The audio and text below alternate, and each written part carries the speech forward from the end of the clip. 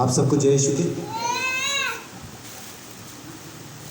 सो प्रभु का धन्यवाद कि वो मौका उसने दिया कि हम एक बार फिर से उस जगह पे हैं जहाँ पे हम आके परमेश्वर के वचन से कुछ बातों को सीखते हैं, कुछ बातों को समझने की कोशिश करते हैं। आज मैं आपके साथ कुछ बातें, देखो कितनी बातें मैं आपके साथ शेयर कर पाता हूँ। कुछ बातें शेयर करूँगा कि प्रभु यीशु मसीह ज़मीन पे क्यों आए। अक्सर क्या होता है कि जब हम बात करते हैं प्रभु यीशु मसीह के बारे में, तो बहुत बार सामने से हमें सुनने के लिए मिलता है कि और भी बहुत आए हैं।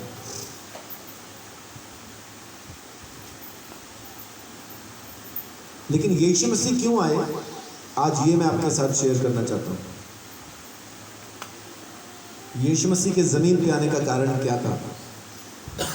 क्योंकि ऐसी कोई चीज़ नहीं है, ऐसी कोई भी चीज़ नहीं है जिस चीज़ को वो खुदा वहाँ ऊपर बैठा बैठा पूरा ना कर सके। क्या ऐसी कोई चीज़ है कि वो परमेश्वर वहाँ बैठ के उसको पूरा नहीं कर सकता? उसके लिए उसको ज़मीन पे आना पड़ेगा? ऐसी कोई चीज़ नहीं है। वो जो चाहे सो वहीं से कर सकता है। और अगर कहें कि शिक्षा देने के लिए उसको ज़मीन पे आना था, तो मेरे जैसे नालायक बड़े हैं, है ना, आदि से लेके मुझ जैसे नालायक पाए जाते हैं, जिनको वो इस्तेमाल कर सकते हैं बोलने के लिए, सिखाने के लिए, समझाने के लिए, बताने के लिए। ये उस खुदा का फजल है कि वो हमें इस्तेमाल करता है। तो उसके लिए, शिक्षा देने के लिए उस परमेश्वर को ज़मीन पे पैदा होने की ज़रूरत बिल्कुल भी नहीं है। तो फिर आखिर यीशु मसीह पैदा क्यों हुआ, क्यों उसको ज़मीन पे आना पड़ा? तो कुछ बातें मैं आपके साथ आज शेयर करना चाहता हूँ। सबसे पहली चीज़, परमेश्वर की मर्जी को पूरा करने के लिए, परमेश्वर की मर्जी को पूरा करने के लिए। अब बहुत से लोग कहते हैं अगर परमेश्वर की मर्जी पूरा करने के लिए यीशु मसीह आया तो फिर परमेश्वर कौन है? और अगर परमेश्वर की मर्जी यीशु मसीह पूरी करने आया तो फिर यीशु परमेश्वर नहीं है। यीशु के अलावा कोई है जो परमेश्वर है, ऐसा लोग कहना शुरू करते हैं। इससे पहले कि मैं आपको बताऊं कि वो उसकी मर्जी कैसे पूरी करने के लिए आया, मैं आपको ये बताना चाहता हूं कि आखिर यीशु मसीह है कौन। यीशु मसीह परमेश्वर के मुंह से निकली वो आवाज़ है, वो शब्द है जिससे सारी सृष्टि रची गई। यीशु मसीह परमेश्वर का शब्द है, उसका शब्द है जो बोला गया, और उस बोले हुए शब्द को उसने शरीर में पैदा किया। ये उसी की ताकत है, क्योंकि वही कर सकता है और कोई नहीं कर सकता। परमेश्वर का वचन है वो प्रभु यीशु मसीह। और जब आप मेरी आवाज़ सुनते हैं तो मेरा ही नाम लेते हैं। अमिताभ बच्चन की आवाज़ सुनते हैं तो अमिताभ बच्चन का नाम लेते हैं।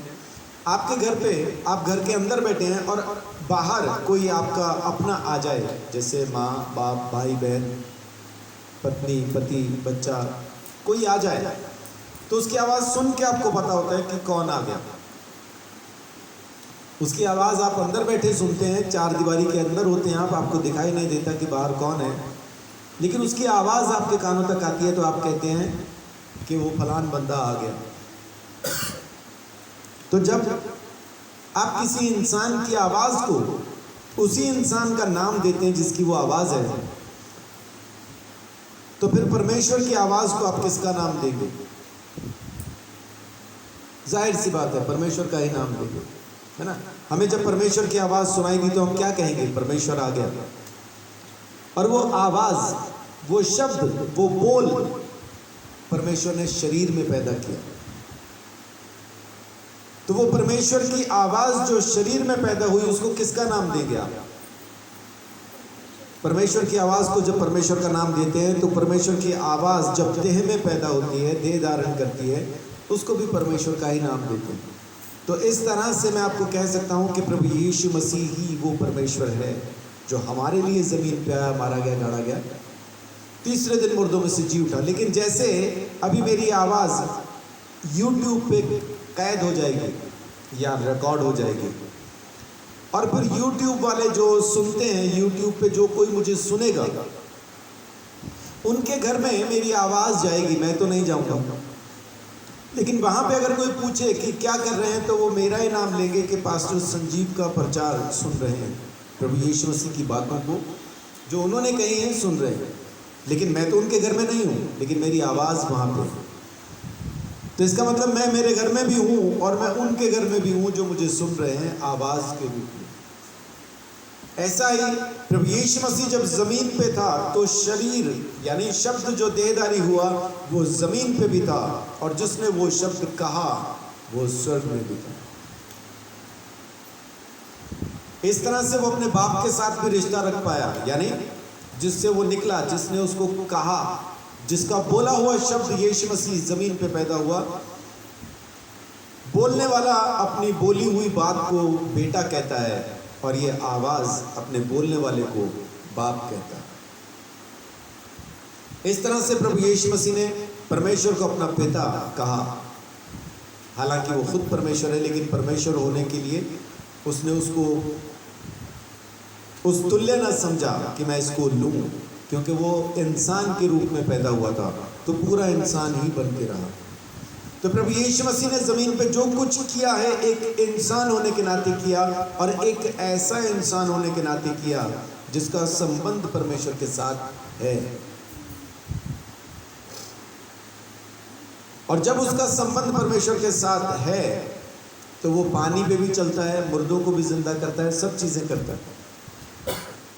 यही तमाम चीज़ें आप भी उसी घड़ी से करना शुरू कर सकते हैं जिस घड़ी आपका भी संबंध परमेश्वर के साथ हो जाए। आमीन। परमेश्वर के साथ संबंध है ये कहना अलग चीज़ है, उसके साथ संबंध हो जाना वो अलग बात है। वो अंधे को भी दिखाई देगा कि इसका संबंध परमेश्वर के साथ है ना, वो दिखाई देगा।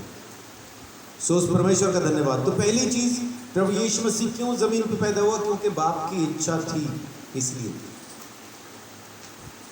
यूहन्ना 6:38, यूहन्ना 6:38।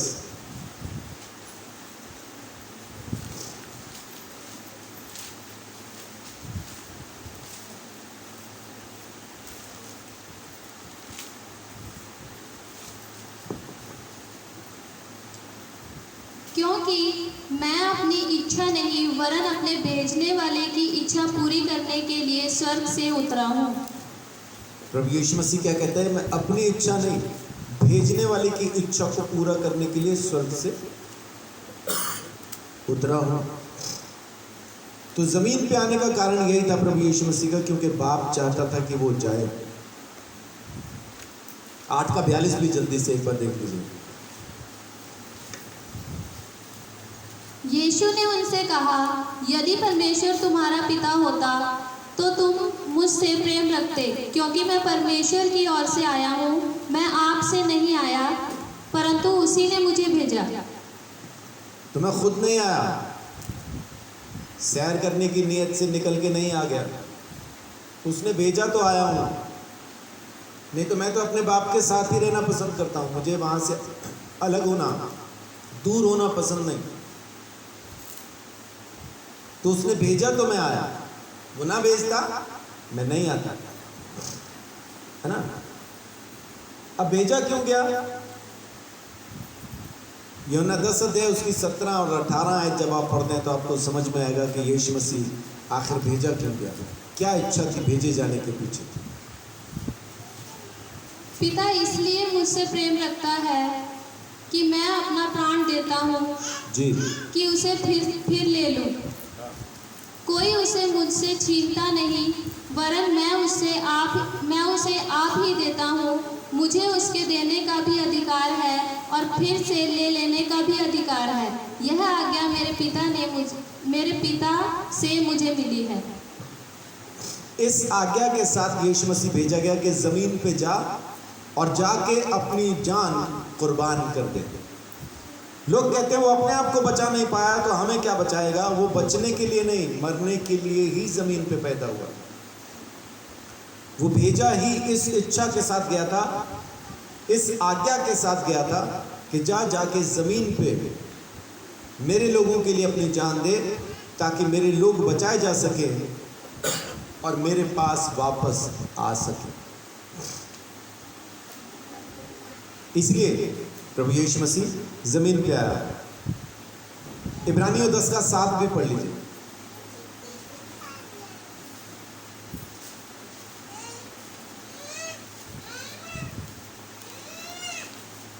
इब्रानियों 10:7।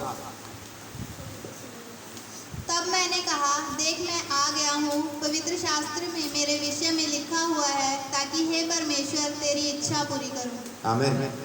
तो प्रभु यीशु मसीह जमीन पे सबसे पहली चीज क्या करने के लिए आया? परमेश्वर की इच्छा को पूरा करने के लिए। और परमेश्वर की इच्छा क्या थी? कि प्रभु यीशु मसीह हमारे लिए अपने प्राण कुर्बान करे, बलि करके चढ़ा दे। क्योंकि प्रभु यीशु मसीह के लोगों के सिवाय कोई दूसरा रास्ता मुक्ति का है नहीं। जमीन पे आप चाहे कितने ही उच्च कुलीन खानदान में क्यों ना पैदा हुए हो, आपके कर्म चाहे कितने ही अच्छे क्यों ना हो, आपने चाहे कितने ही भलाई के काम क्यों ना किए हो, अगर यीशु आपकी ज़िंदगी में नहीं, अगर यीशु के लहू से आप खरीदे नहीं गए, तो परमेश्वर के घर में प्रवेश नहीं कर पाएंगे। उम्र माने नहीं रखती है कि आप कितना जिए हैं, लंबा जिए छोटा जिए, ये माने नहीं रखता। माने रखती है ये बात कि आपने अनंत जीवन पाया या नहीं। लोग, जापान के लोग 100 साल से ऊपर के होके मरते हैं। वहां सबसे ज्यादा तादाद है 100 से ऊपर वाले लोगों की। उसके पीछे उनके अपने कारण हैं, उनका अपना सेल्फ कंट्रोल है जो काम करता है। एक, वो ठंडा पीते नहीं, ना पानी ना कुछ और, गरम ही पीते हैं, पानी पीते हैं, गरम पीते हैं। 12 महीने गरम पानी। दूसरा, समय पे सोते हैं, समय पे उठते हैं। तीसरा, मीठा नहीं खाते, शुगर किसी भी तरह से उनके खाने में नहीं होती। चौथा, सारी जिंदगी मेहनत करते हैं, पैदल चलना, साइकिल पे जाना, सब्जी वगैरह खरीदना हो तो कार में नहीं जाते, एक्टिवा पे नहीं जाते, या तो साइकिल से या पैदल जाते हैं। और ये तमाम चीज़ें हमारे लिए बहुत मुश्किल है। हमारे पास एक्टिवा ना हो तो हम जाते ही नहीं फिर। हमारे ना जाने का कारण क्या होता है? एक्टिवा नहीं था। और उनके जाने का कारण क्या है? कि एक्टिवा नहीं है, इसलिए मैं जा रहा हूँ, पैदल जा रहा हूँ। तो वो लोग गर्म पानी पीते हैं, मीठा नहीं खाते, टाइम पे सोते, टाइम पे जागते हैं और पैदल चलते हैं, मेहनत करते हैं। इसलिए वो 100 साल से भी ज़्यादा की ज़िंदगी जीते हैं, परमेश्वर की वजह से नहीं। मैंने आपको क्यों बताया उनका रूटीन क्या है। बहुत से लोग क्या सोचते हैं कि लंबी उम्र परमेश्वर की तरफ से मिलती है, सच है, लेकिन जापान वालों के लिए ये सच नहीं है। जापान वालों के लिए लंबी उम्र उन्होंने खुद तय कर लिया, हम ऐसा जिएंगे तो लंबा जिएंगे, और वो जी रहे हैं।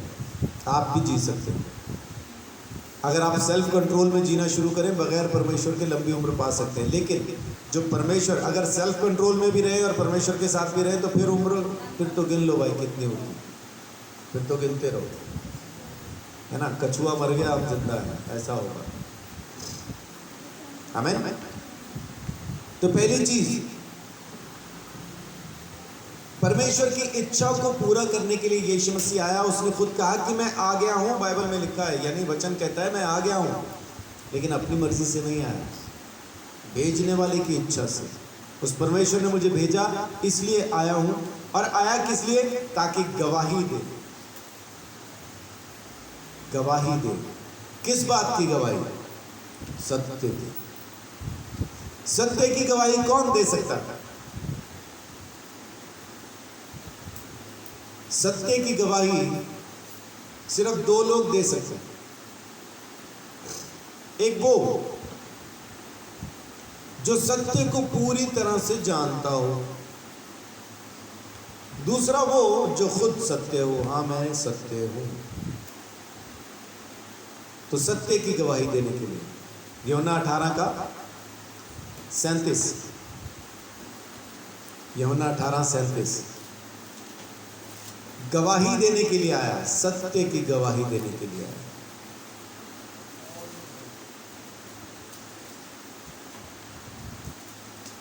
पिलातुस ने उससे कहा, तो क्या तू राजा है? यीशु ने उत्तर दिया, तू कहता है कि मैं राजा हूँ।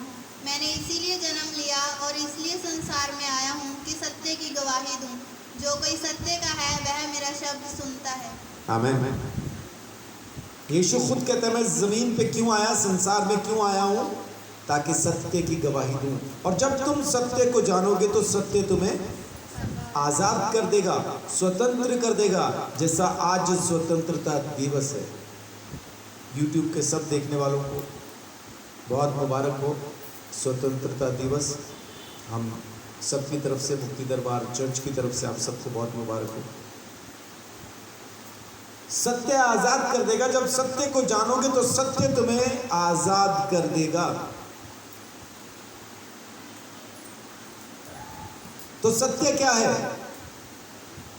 यीशु मसीह कहते हैं सत्य मैं हूं। और फिर साथ ही साथ उसने बताया यूहन्ना 17 अध्याय के अंदर,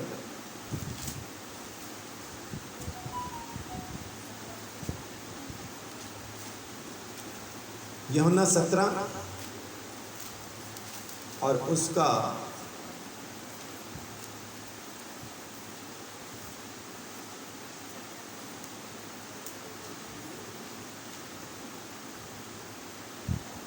17 पढ़िए।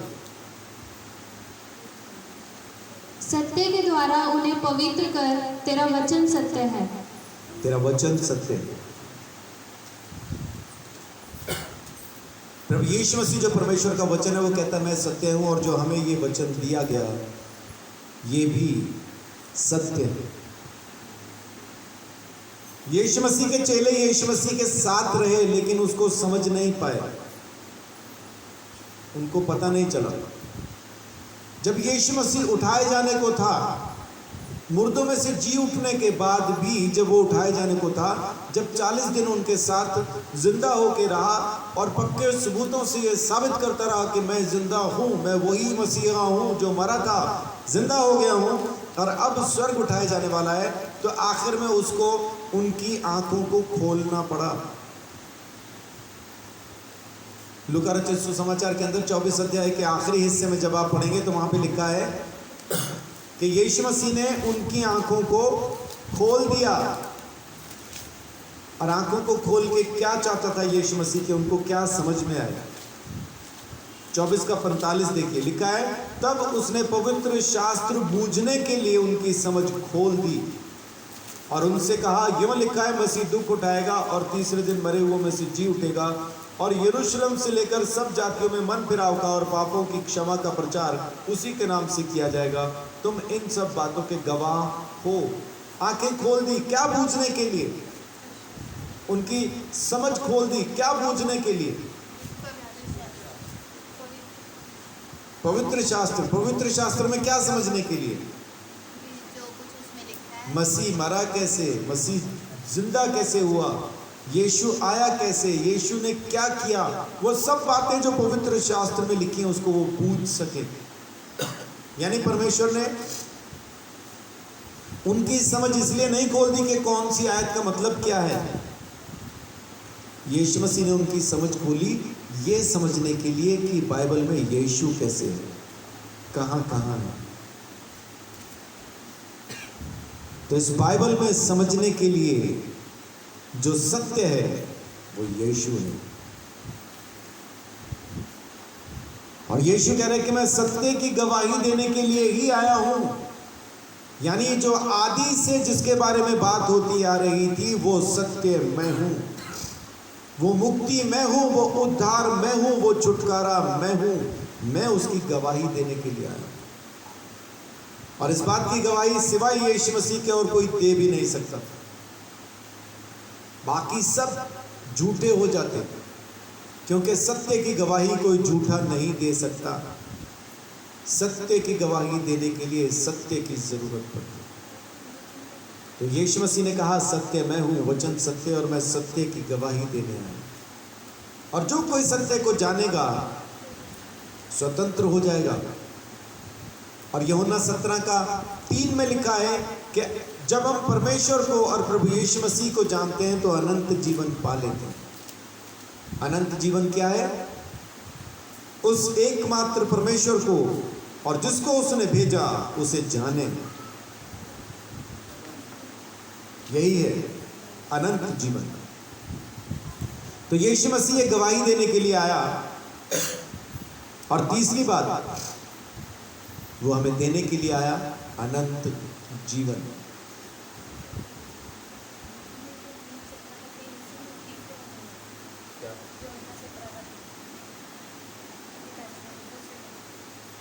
तो तीसरा अब शुरू होता है कि वो अनंत जीवन देने के लिए आया। पहले जो मैंने कहा, वो सत्य को जानने से हमें अनंत जीवन मिलना है, छुटकारा मिलना है पापों से, हर एक चीज से जो छुटकारा मिलना है सत्य को जानने की वजह से।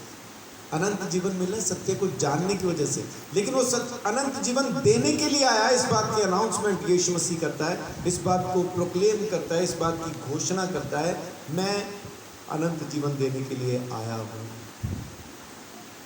यूहन्ना 6:51।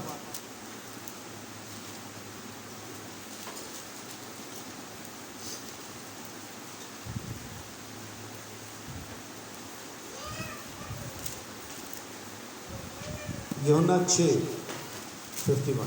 जीवन की रोटी जो स्वर्ग से उतरी मैं हूँ। यदि कोई इस रोटी में से खाए तो सर्वदा जीवित रहेगा, और जो रोटी मैं जगत की जीवन के लिए दूंगा वह मेरा मांस है। यीशु मसीह क्या कहता है कि जो अनंत जीवन की रोटी स्वर्ग से उतरी वो मैं हूं। लोग क्या सोचते थे कि स्वर्गीय रोटी कौन सी है? हाँ जी, मन्ना। वो सोचते थे कि जो स्वर्ग से रोटी उतरी वो मन्ना था। मन्ना क्या था?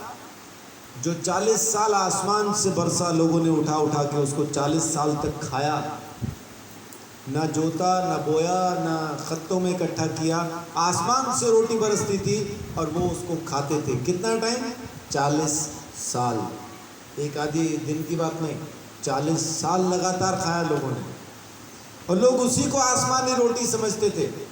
लेकिन यीशु क्या कहता है? जो आसमान से, जो स्वर्ग से रोटी उतरी है मैं हूं, वो मैं हूं।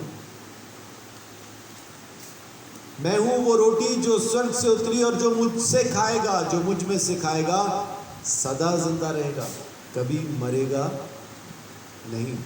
आमीन। तो अनंत जीवन की रोटी, अनंत जीवन देने के लिए प्रभु यीशु मसीह जमीन पे पैदा हुआ। और यीशु मसीह पैदा हुआ बहुत से लोगों को छुटकारा देने के लिए, उनकी छुड़ौती देने के लिए, उनका दाम चुकाने के लिए। मरकुस 10:45।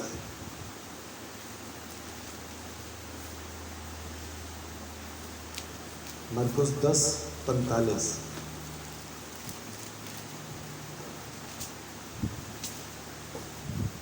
क्योंकि मनुष्य का पुत्र इसीलिए नहीं आया कि उसकी सेवा टहल की जाए जी, पर इसीलिए आया कि आप सेवा टहल करें और बहुतों की छुड़ौती के लिए अपना प्राण दे। हाँ जी, बहुतों की छुड़ौती के लिए अपना प्राण दे।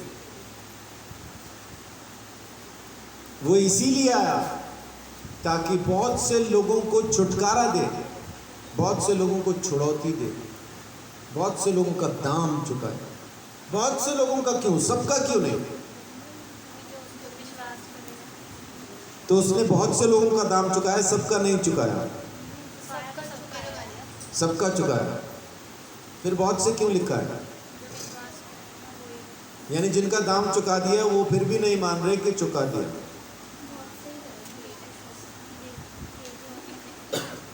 तो बहुत से, कौन है बहुत से? मुझ जैसे मूर्ख, बहुत से मुझ जैसे मूर्खों ने यह विश्वास किया कि यीशु मसीह ने मेरा दाम चुका दिया, वही बचेंगे। और वो सियाने जो अपने कर्मों से बचना चाहते हैं वो फंसेंगे। तो प्रभु का धन्यवाद, मैं बहुत बार धन्यवाद करता हूं परमेश्वर को। अब्बा तेरा धन्यवाद, तूने मुझे जगत के मूर्खों में चुन लिया, तेरा धन्यवाद।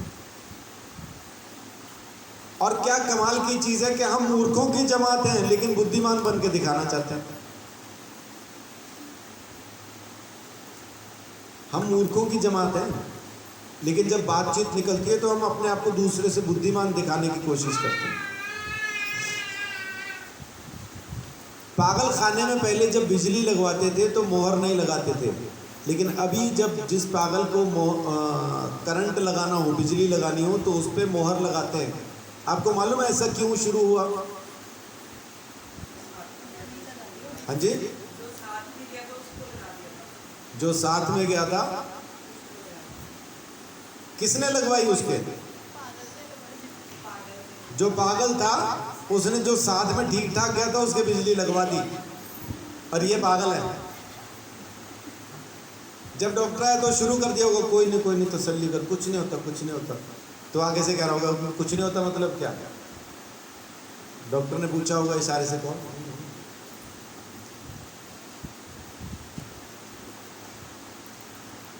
और वो कह रहा होगा मैं पागल नहीं हूँ, ये भी कह रहा होगा हाँ तू नहीं ठीक है, तू पागल नहीं है, तू ठीक है। और डॉक्टर यही सोच रहा होगा कि भाई हाँ सारे पागल कहते हैं मैं पागल नहीं हूँ, और जो साथ आता है वो यही कह रहा होता है नहीं तू पागल नहीं है, तो ठीक है।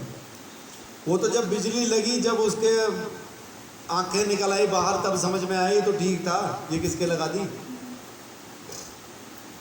फिर जो असल डॉक्टर था जिसने चेकअप करके उसको अंदर भेजा था, उसको बुलाया तो उसने पहचाना, कह रहा पागल हो किसके लगा दी, ये था पागल जो बाबू साहब बन के बैठा है, इसके लगानी थी। उस दिन के बाद से मोहर लगने लगी, ये पागल है, इसको बिजली लगानी है। तो मैं आपको गारंटी के साथ बता सकता हूं कि हम सबके मोहर लगी हुई है, ये मूर्ख है, यही स्वर्ग जाएंगे। आमीन। तो हम मोहर लगे हुए मूर्ख हैं, लेकिन तब भी अपने आप को बुद्धिमान साबित करना चाहते हैं। भीड़ में हम ये साबित करना चाहते हैं कि मैं बुद्धिमान हूँ, मैं ज्ञानवान हूँ।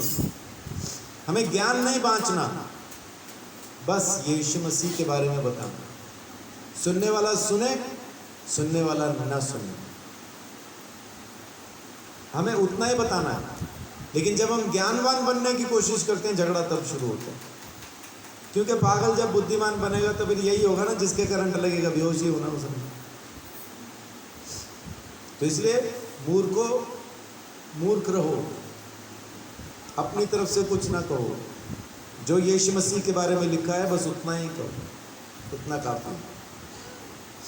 लेकिन हम ज्ञान बांटना, उसके बीच में अपना ज्ञान डालना शुरू कर देते हैं, अपनी तरफ से बुद्धिमान हो जाते हैं। मैं जब भी कहता हूं कि मेरे कर्मों से मैं स्वर्ग नहीं जाऊंगा, यीशु मसीह के लहू से खरीदा जाऊंगा, और ऐसी चीज जब मैं किसी सामने वाले को कहता हूं जो बाइबल जानता है, तो वो तुरंत सामने से बोलता है तो इसका मतलब पाप करते रहे। मैंने कब कहा? मैंने कब कहा? मैंने सिर्फ इतना कहा कि मैं अपने कर्मों से स्वर्ग नहीं जाऊंगा, यीशु मसीह ने अपने लहू से खरीदा, इसी वजह से जाऊंगा। लेकिन सामने वाला अपने ज्ञान की वजह से इसमें ये वाली लाइन डालता है, तो इसका मतलब फिर पाप करते रहे, क्योंकि तेरे अंदर वो है ना।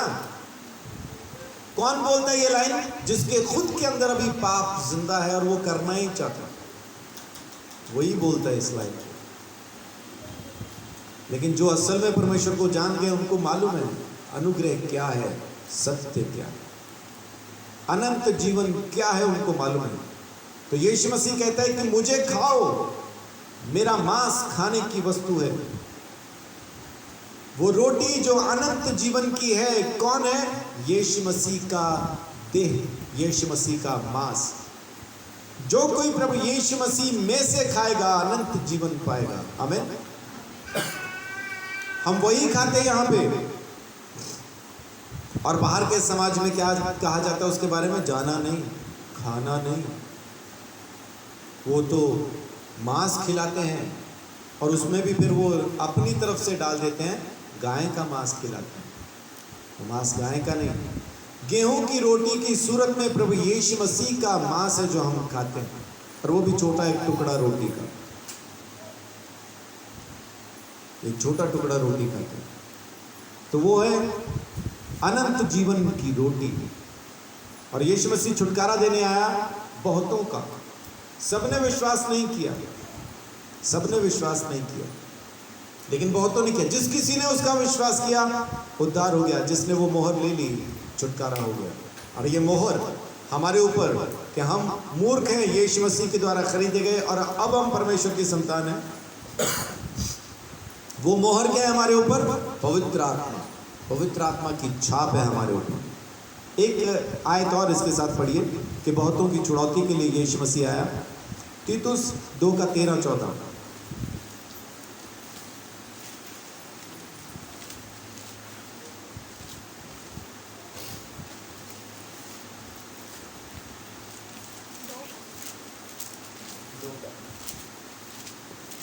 और उस धन्य आशा की अर्थात अपने महान परमेश्वर और उद्धारकर्ता यीशु मसीह की महिमा के प्रकट होने की बाट जोहते रहें,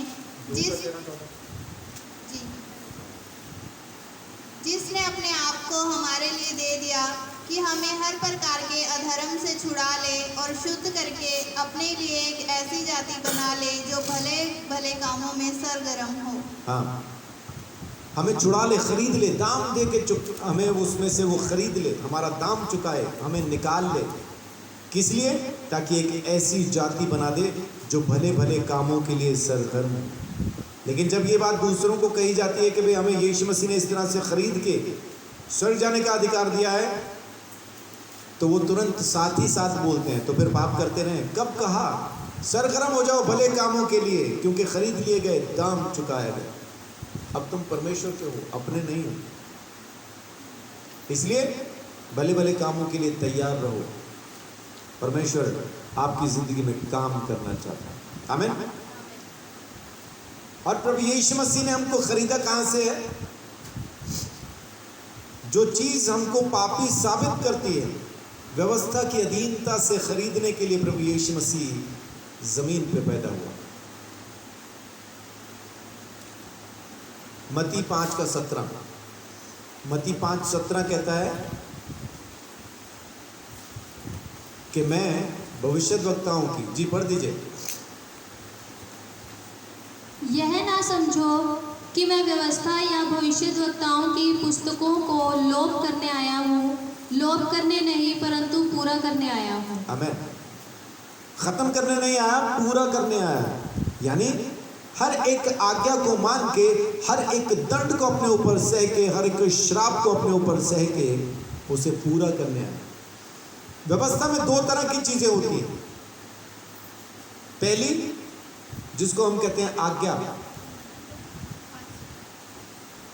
और दूसरी जिसको हम कहते हैं आज्ञा। अजय,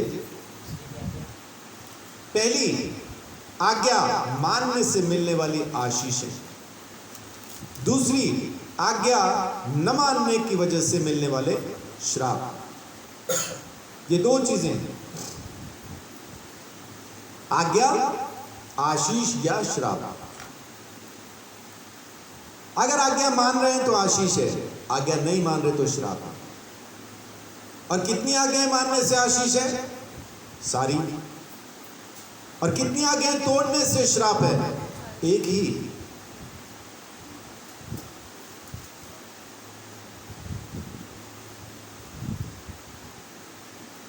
कितनी आज्ञाएं मानने से आशीष मिलेगी? सारी। और श्राप कितनी से मिलेगा? एक ही। काफी। तो यीशु मसीह ने इस व्यवस्था को पूरा कर दिया। कैसे? उसने सारी आज्ञाओं को मान लिया और आशीष हमारे लिए छोड़ दी। आमीन। और उसने एक आज्ञा ऐसी भी मानी जिससे वो श्रापित हो गया। आज्ञा तोड़ के यीशु मसीह श्रापित नहीं हुआ, व्यवस्था को पूरा करते हुए ही श्रापित भी हुआ। कौन सी आज्ञा ऐसी मानी जिसकी वजह से श्रापित हो गया? काट पे लटक के जो मरता है वो श्रापित है। गलातियों 3:13 में लिखा है कि व्यवस्था में लिखा है जो काट पे लटक के मरता है वो श्रापित है। तो यीशु मसीह ने एक वो आज्ञा भी मानी जिसकी वजह से वो श्रापित हो गया, और श्रापित माने पूरी व्यवस्था का श्रापित। तो यीशु मसीह ने सारी आज्ञाओं को मान के आशीषें भी सारी अपने ऊपर ले ली, और उस आज्ञा को मान के जिसकी वजह से वो श्रापित हुआ, व्यवस्था के सारे श्राप भी अपने ऊपर ले लिए, और सबको लेके वो एक अल्टीमेट, एक आखिरी काम चुका दिया। अपना लहू बहा के उसने इस सारी व्यवस्था को हमारे सामने से खत्म कर दिया। आमीन। कुलूसियों 2 अध्याय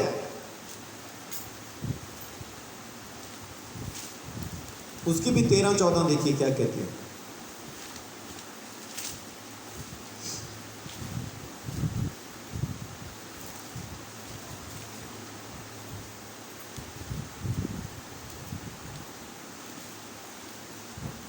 उसने तुम्हें भी जो अपने अपराधों और अपने शरीर की खतना रहित दशा में मुर्दा थे उसके साथ जिलाया, और हमारे सब अपराधों को क्षमा किया, और विधियों का वह लेख जो हमारे नाम पर और हमारे विरोध में था मिटा डाला, और उसे क्रूस पर कीलों से जड़कर सामने से हटा दिया है।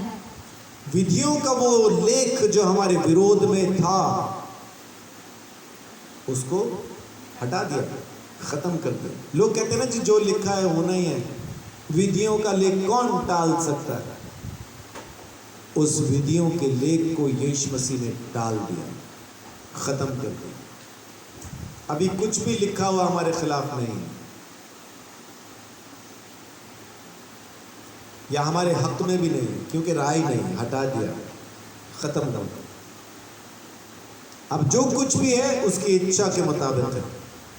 अब वो जो चाहे वो हमारी ज़िंदगी में वो करना चाहता है, कर सकता है, नहीं कहता हूँ, क्योंकि अभी भी वो चाहता है कि हम अपनी मर्जी से उसके पास आए, अपनी इच्छा से उसको अपनी ज़िंदगी में काम करने दें। तो प्रभु यीशु मसीह ज़मीन पे इसलिए आया ताकि हमें व्यवस्था की इस अधीनता से छुटकारा दे दे। गलातियों 4:4-5 में जब आप पढ़ेंगे तो वहाँ साफ मिलेगा कि जब सही समय आया तब यीशु मसीह व्यवस्था के अधीन पैदा हुआ। क्यों? ताकि व्यवस्था के अधीनों को उसकी अधीनता से छुड़ा ले। तो प्रभु यीशु मसीह जमीन पे किस लिए पैदा हुआ? ताकि हमें धर्मों से आजाद कर दे। आमीन। हमारा धर्म परिवर्तन नहीं हुआ, हमारा धर्म से छुटकारा हो गया। अब हम किसी भी धर्म के अधीन नहीं आते, ना अब हम हिंदू हैं, ना मुसलमान हैं, ना सिख हैं, ना ईसाई हैं। अब हम कौन हैं? प्रभु यीशु मसीह के द्वारा खरीदे गए परमेश्वर की संतान। आमीन।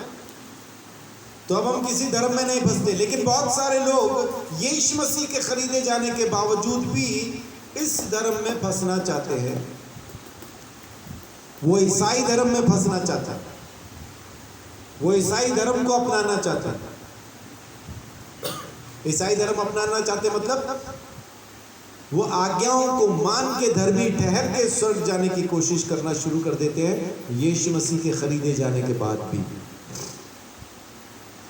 तो सावधान, अगर आप इसी व्यवस्था को मान के स्वर्ग जाना चाहते हैं तो आपको फिर सारी आज्ञाएं माननी है। एक भी तोड़ेंगे तो आपको नर्क जाने से कोई नहीं बचा सकता, क्योंकि जो बचा सकता था उसको तो आप ही ने साइड में कर दिया, और इसी धर्म की किताब के मुताबिक आप बचना चाहते हैं। आज हम इस किताब की हर एक आज्ञा को सिर्फ इसलिए मानते हैं क्योंकि हम यीशु मसीह से प्रेम करते हैं, स्वर्ग जाने के लिए नहीं। यीशु ने साफ कहा, यदि तुम मुझसे प्रेम करते हो तो मेरी आज्ञाओं को भी मानोगे। उसने ये नहीं कहा यदि तुम बचना चाहते हो तो आज्ञाएं मानो। उसने कहा तुम्हें बचाने के लिए तो मैं जमीन पे आया हूं, तुम्हें बचाने के लिए तो मैंने खून बहा दिया, और क्या चाहिए तुम्हें? दाम चुका दिया, खरीद लिया, परमेश्वर की संतान बना दिया, और क्या चाहिए तुम्हें? लेकिन उसके बावजूद भी हम इस स्वतंत्रता को, इस सत्य को स्वीकार नहीं कर पाते। हम फिर दोबारा इन्हीं आज्ञाओं को मान के स्वर्ग जाने की कोशिश करना शुरू करते हैं। अब एक बात बताएं, अगर बाइबल कहती है कि व्यभिचारी स्वर्ग नहीं जाएगा, आज्ञा मान के ही सिर्फ आप व्यभिचार से बच सकते हैं, या यीशु से प्रेम करके भी बच पाएंगे? क्या कहते हैं? आज्ञा मानने से बचेंगे या प्रेम से भी बच जाएंगे? तो प्रेम की वजह से भी बच जाएंगे। आज्ञा माननी है अगर व्यभिचार से बचने के लिए, तो फिर मैं आपको बताता हूं, यीशु मसीह ने आज्ञा दी, अगर तुमने किसी को देख भी लिया, सोच भी लिया, तो व्यभिचार कर दिया, अब बचो व्यभिचार से।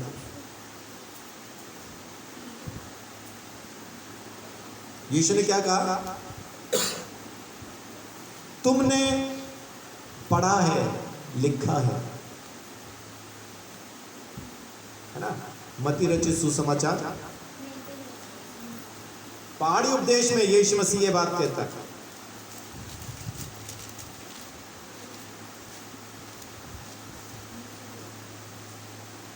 पांच का 27 से पढ़िए।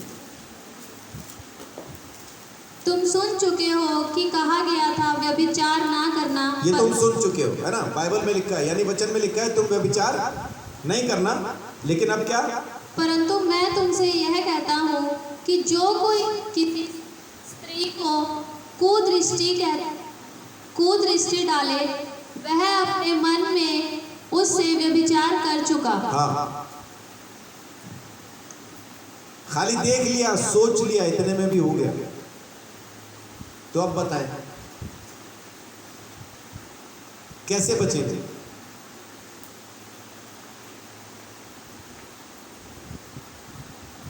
यीशु कहता है हत्या ना करना तुमने पढ़ा है, मैं कहता हूं गुस्सा भी ना करना।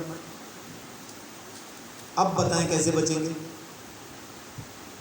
व्यभिचार के लिए तो हम बड़े उससे सोच लेते ना, नहीं चलो जी बच जाएंगे, कोई बात नहीं। अब बताओ गुस्से के लिए?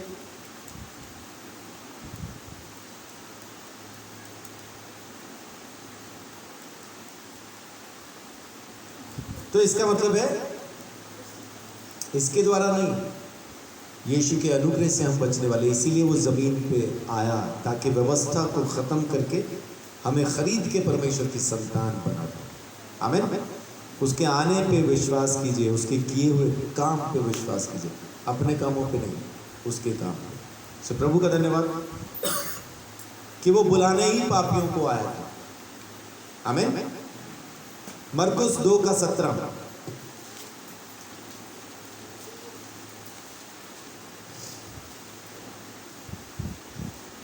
यीशु ने यह सुनकर उनसे कहा, भले चंगों को वैद्य की आवश्यकता नहीं, परंतु बीमारों को है। मैं धर्मियों को नहीं परंतु पापियों को बुलाने आया हूँ। हाँ, भले चंगों को वैद्य की जरूरत नहीं है,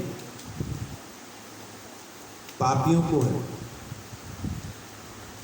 और मैं पापियों को ही बचाने, यानी भले चंगों को वैद्य की जरूरत नहीं, जो बीमार हैं उनको है। और धर्मियों को बुलाने नहीं आया, मैं पापियों को बुलाने आया हूं। तो यीशु मसीह जमीन पे क्यों आया? पापियों को बुलाने, पापियों को बचाने, पापियों को अपने साथ ले जाने के लिए। आमीन। लूका 19 उसका 5।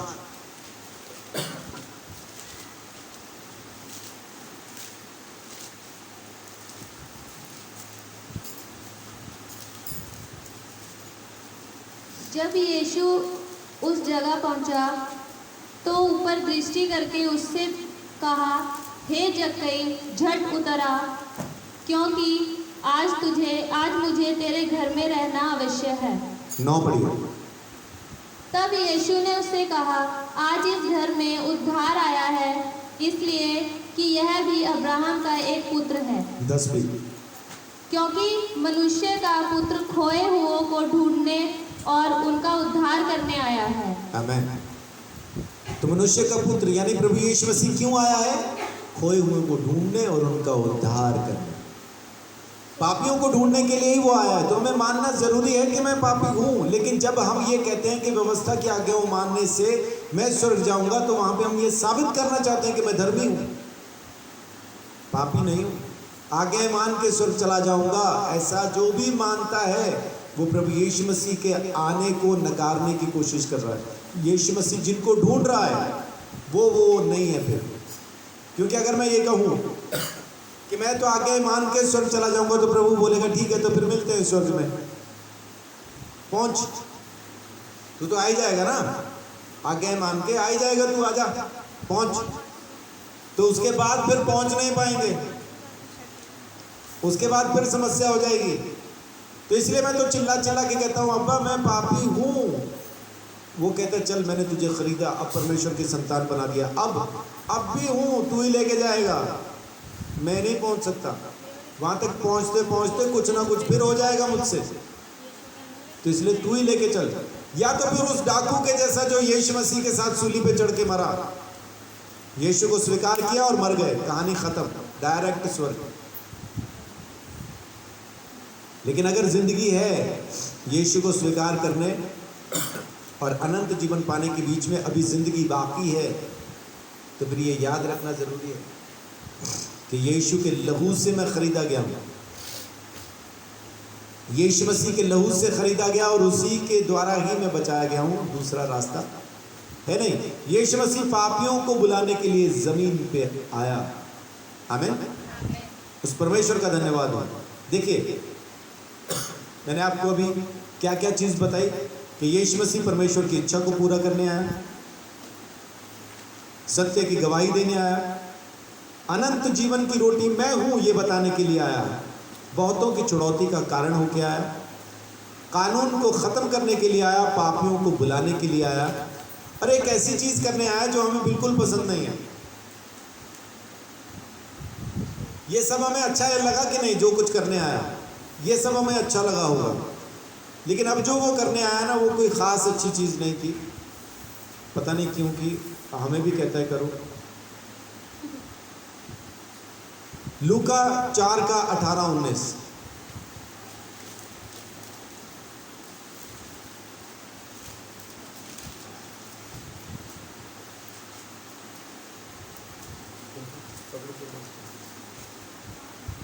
प्रभु का आत्मा मुझ पर है, इसीलिए कि उसने कंगालों को सुसमाचार सुनाने के लिए मेरा अभिषेक किया है,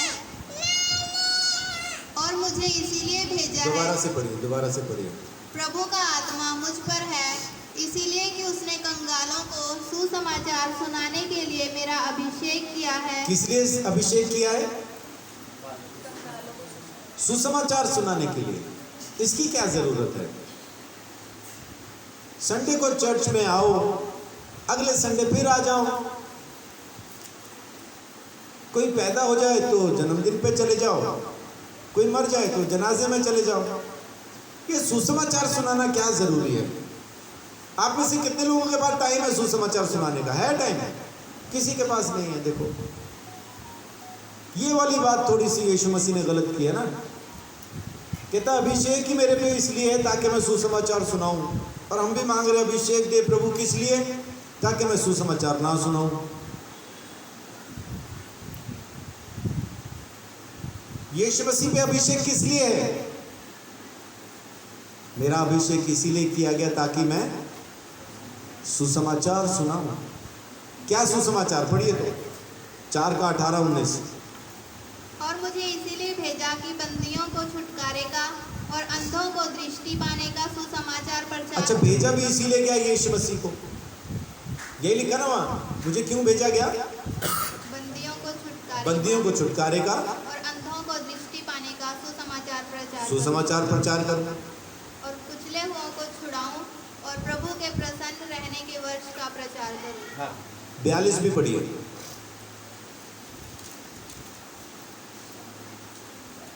जब दिन हुआ तो वह निकलकर एक सुनसान जगह में गया, और भीड़ की भीड़ उसे ढूंढती हुई उसके पास आई और उसे रोकने लगी कि वह उनके पास से ना जाए। परंतु उसने उनसे कहा, मुझे अन्य नगरों में भी परमेश्वर के राज्य का सुसमाचार सुनाना अवश्य है, क्योंकि मैं इसीलिए भेजा गया हूँ। भीड़ की भीड़ ने आके कहा रुक जा, लेकिन यीशु क्या कहता है? नहीं, मुझे अभी जाना है सुसमाचार सुनाना, क्योंकि मेरा अभिषेक इसीलिए किया गया, क्योंकि मैं भेजा इसीलिए गया। और हमें कोई एक बार छोटा सा भी कह दे, सुसमाचार के लिए जाना हो, मीटिंग के लिए जाना हो, कोई एक बार ही कह दे रुक जाओ ना, वो एक बार कहता है, हम 100 बार रुकते हैं। एक बार कह दे कोई रुक जाओ, हम इंतजार ही कर रहे होते हैं। जाऊं फिर हैं, अच्छा फिर मैं चलूं तो जाऊं, धूप है जाऊं। और वैसे कोई मजाक में कहते नहीं जाना तो ना जा। मैं भी यही सोच रहा था कि रह नहीं दूं। बस ये चीज थोड़ी सी यीशु मसीह ने गड़बड़ कर दी, बाकी तो ठीक था सब। ये बताने की क्या जरूरत थी कि मैं सुसमाचार सुनाने के लिए भेजा गया हूं। पवित्र आत्मा का अभिषेक कितने लोगों को चाहिए? अब नहीं हाथ खड़ा कर रहे, अब नहीं हाथ खड़ा कर रहे। क्यों नहीं हाथ खड़ा कर रहे? क्योंकि अगली लाइन पता है, तो फिर सुसमाचार प्रचार के लिए ही मिलेगा। इसीलिए मैं बोल रहा हूं, यही चीज यीशु ने गड़बड़ कर दिया ना। सुसमाचार ना तो खुद प्रचार करना चाहिए था उसको, जिसको मानना हो मान ले, जिसको ना मानना हो ना माने। ना तो उसको खुद सुसमाचार प्रचार करना चाहिए था, और ना हमें भेजना चाहिए था, है ना? कितने लोग सहमत मेरी बात से? अच्छा, सहमत भी कोई नहीं, जाता भी कोई नहीं।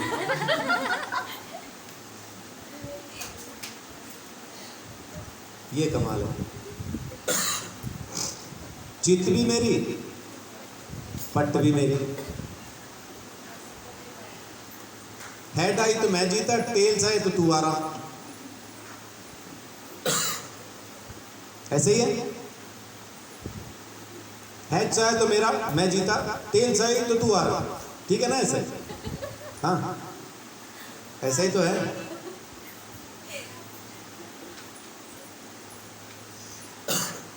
तो पवित्र आत्मा का अभिषेक किस लिए है? सुसमाचार सुनाने के लिए। यीशु मसीह ने सुनाया, हमारा भी फर्ज है, आपका भी फर्ज है, जाओ सुनाओ। ये खाली पास्टर की जिम्मेदारी नहीं है, ये चर्च की जिम्मेदारी, चर्च की जिम्मेदारी। पूरी दुनिया की जनसंख्या क्या है आज की तारीख में?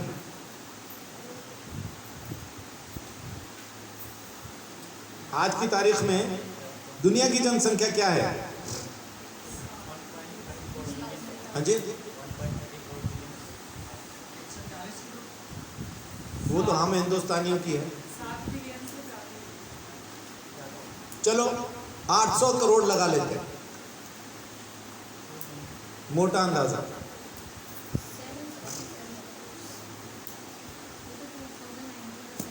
तो 800 करोड़ ठीक है ना? 767 करोड़, 800 करोड़ कह रहा हूं मैं, 800 करोड़। यीशु मसीह को गए कितना जमाना हुआ?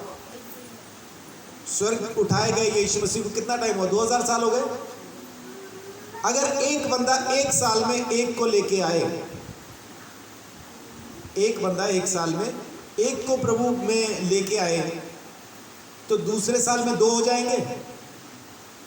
आगे वो 2 को लेके आए, 3 साल, 4 साल, 5 साल, 6, 7, 8, 9, 10, 11, 12, 13, 14, 15, 16, 17, 18, 19, 20, 21, 22, 23, 24, 25, 26, 27, 28, 29, 30, 31, 31 साल होते होते, 31 साल होते होते हम 200 करोड़ ज़्यादा निकल चुके होंगे। पूरी दुनिया की आबादी को सुसमाचार सुना के 200 करोड़ को और को सुना दिया होगा। कितने साल में? सिर्फ 31 साल में। 31 साल के अंदर इस दुनिया के अंदर कोई ऐसा शख्स नहीं होगा जिसने यीशु के बारे में सुना ना हो। तो 2000 साल से क्यों नहीं सुना पा रहे? क्योंकि घर बैठे ना हम जा नहीं रहे, हम जा ना रहे, कहीं ना जा रहे, घर बैठे हम तो। हमारा पादरी जावे वही सुनावे,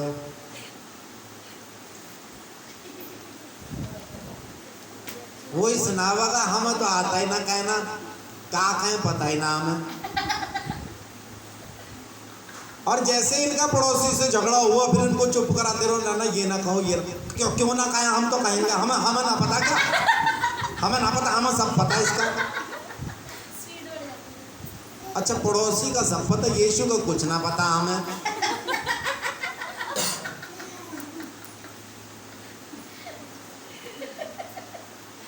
तो जे भाई समस्या, जे कारण ना हो रहा सुसमाचार का प्रचार।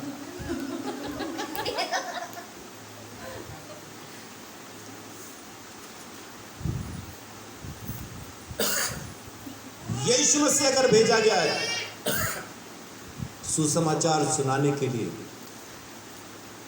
तो यीशु ने क्या कहा, जैसा तूने मुझे भेजा वैसा मैं भी इनको भेजता हूं। यकीन ना हो तो पढ़ के देखिए यूहन्ना 17 अध्याय उसकी 18 आयत से आगे पढ़िए।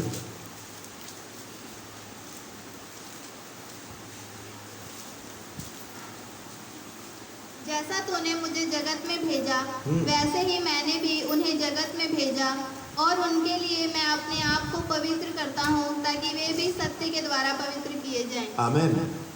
तो परमेश्वर ने यीशु मसीह को कैसा भेजा, अभिषेक के साथ सुसमाचार सुनाने के लिए। और यीशु मसीह ने हमें कैसा भेजा, अभिषेक के साथ सुसमाचार सुनाने के लिए।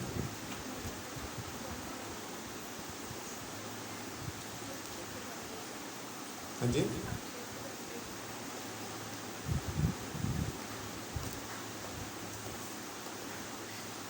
अब यही बात के लिए हम कहते हैं अच्छा यही रह गई बात, बस बाकी तो सब हो गया है।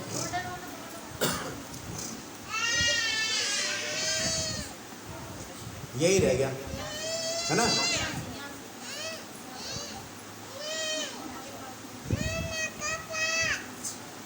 सुसमाचार कैसे सुनाया जाए, किस तरह से पहुंचा जाए, कैसे हम उसको बताएं,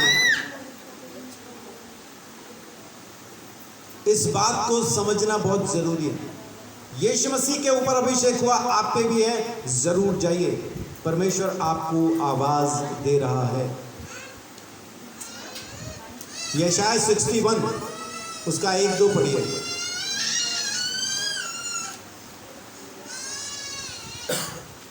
यशायाह 61 उसका 1 और 2। प्रभु यहोवा का आत्मा मुझ पर है, हाँ। क्योंकि यहोवा ने सुसमाचार सुनाने के लिए मेरा अभिषेक किया, और मुझे इसीलिए भेजा है कि खेदित मन के लोगों को शांति दूं, कि बंदियों के लिए स्वतंत्रता का और कैदियों के लिए छुटकारे का प्रचार करूं। हाँ, इसीलिए भेजा है, आपको भी इसीलिए भेजा है। आमीन। तो इसको समझ लीजिए कि सुसमाचार सुनाना कितना जरूरी है हमारी जिंदगी में, और ख़ास तौर से उन मौक़ों पे जैसे इस वक्त अंजू बहन है, उनके घर पे आना जाना ज़रूरी है, हमारा बहुत ज़रूरी है। ख़ास तौर से इस टाइम पे हमारे पास कोई ना आए, हमारे पास शिकायत का पुलंदा होता है, तुम नहीं आए थे। तो अंजू बहन के घर पे लगातार विजिट ज़रूरी है। खेदित मन वालों को खुशखबरी सुनाना। परमेश्वर कहता है जो रो रहा हो उसके साथ जाके शोक मना। और यीशु कहता है जब मैं दुखी था तब तुम मेरे पास आए। और चेले पूछते हैं जो उसके पास वहां तब खड़े होंगे, पूछेंगे हम कब आए, तो कहेगा जब तुम इनमें से छोटे के पास भी गए तो मेरे ही पास आए। तो इसलिए समय निकालें आप लोग उनसे मिलने का, उनके पास जाने का, उनसे बात करने का। वो अकेली खड़ी तो जरूर हैं, लेकिन कितनी देर खड़ी रहेंगी अगर अकेली रह गई तो।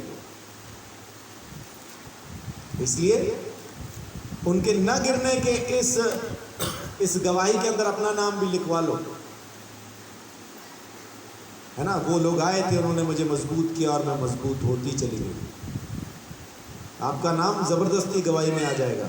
गवाही उनकी है, नाम आपका भी परमेश्वर को महिमा देने के लिए आपका नाम भी उसमें शामिल हो जाएगा। आमीन।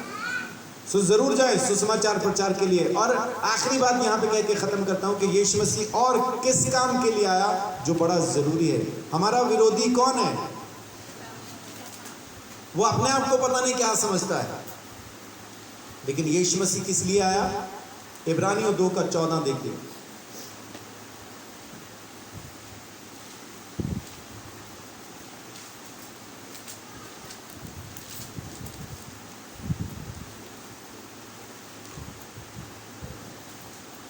इसीलिए जबकि लड़के मांस और लहू के भागी हैं, तो वह आप भी उनके समान उनका सहभागी हो गया, ताकि मृत्यु के द्वारा उसे जिसे मृत्यु पर शक्ति मिली थी, अर्थात शैतान को निकम्मा कर दे। आमीन। किस लिए आया जमीन पे? शैतान को निकम्मा करने के लिए, उसके सारे कामों को खत्म करके उसे निकम्मा कर देने के लिए यीशु मसीह जमीन पे आया। उससे पहले तक क्या चल रहा था? उससे पहले तक जमीन के ऊपर शैतान का एक छत्र राज चल रहा था। वो जैसा चाहता वैसा कर सकता था, उसको कोई रोक नहीं पा रहा था। लेकिन फिर यीशु मसीह जमीन पे पैदा हुआ ताकि उसके सारे काम को निकम्मा कर दे, खत्म कर दे। क्या आज हम शैतान को रोक सकते हैं? रोक सकते हैं? रोक सकते हैं। कैसे? यीशु मसीह के लहू के द्वारा, यीशु मसीह के नाम के द्वारा। जब हम खरीदे जाते परमेश्वर की संतान होते हैं, शैतान हमारे सामने निकम्मा हो जाता है। क्यों हो जाता है? क्योंकि यीशु ने किया। पहला यूहन्ना 3:8।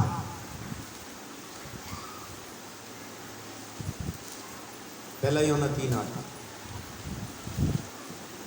जो कोई पाप करता है वह शैतान की ओर से है, क्योंकि शैतान आरंभ ही से पाप करता आया है। परमेश्वर का पुत्र इसीलिए प्रकट हुआ कि शैतान के कामों का नाश करे। आमीन। तो यीशु इसीलिए आया ताकि शैतान के कामों का नाश करे। कुछ बातें और भी हैं, और इसके अलावा और बातें और भी हैं, लेकिन मैंने सब बातें आज आपके साथ शेयर नहीं की कि यीशु मसीह ज़मीन पे किन कारणों से आया, जो मुझे लगा कि हाँ ये थोड़ा ज़रूरी है, ये बता देनी चाहिए, तो वही मैं आपके साथ शेयर कर रहा हूँ। बातें बहुत हैं और भी जिनके लिए यीशु मसीह ज़मीन पे आया। यीशु मसीह तलवार चलाने भी आया, परिवारों में तलवार चलाना, बेटे को बाप से जुदा करने, बहू को सास से जुदा करने, माँ को बेटी से जुदा करने, भाई को भाई से जुदा करने के लिए। अभी फिलहाल ये तलवार आप अंजू बहन के परिवार में देख रहे हैं। अंजू बहन पूरे परिवार के द्वारा छोड़ दी गई, या उल्टी बात अगर कहें तो अंजू बहन ने पूरे परिवार को छोड़ दिया यीशु के लिए। तो ये तलवार चलाने भी आया। तो ऐसी और बहुत सारी बातें हैं, लेकिन आखिर में मैं आपसे क्या कहना चाहता हूं कि यीशु मसीह आया सिर्फ आपके लिए, मेरे लिए। आमीन। हमें पापों के दंड से आज़ाद करके परमेश्वर की संतान बनाने के लिए, और हमें परमेश्वर के साथ खड़ा करके शैतान को हराने के लिए। वो अनंत जीवन प्रभु यीशु मसीह के द्वारा हमें मिला है, और कोई दूसरा साधन हो ही नहीं सकता, है ही नहीं। सो परमेश्वर आप सबको बहुत आशीष, बड़ी बरकत दे। लेकिन उसके लहू से जब आप खरीदे गए तो उसको महिमा देना शुरू करो, उसके नाम को ऊंचा उठाना शुरू करो, और परमेश्वर आपको बहुत आशीष, बड़ी बरकत देगा। परमेश्वर आप सबको आशीष, बड़ी बरकत दे। जय यीशु।